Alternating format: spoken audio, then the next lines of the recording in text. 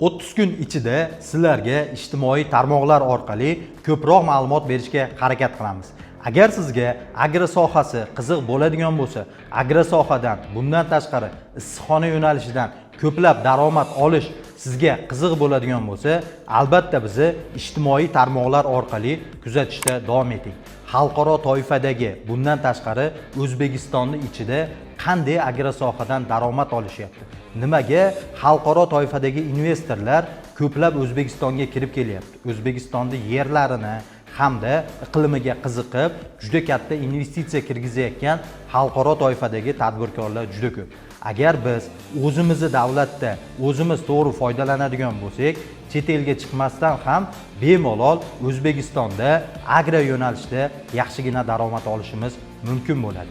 Sizga qiziq bo'ladigan bo'lsa, kanalimizga obuna bo'lib, o'zingiz fikringizni kommentariyada yozib boring.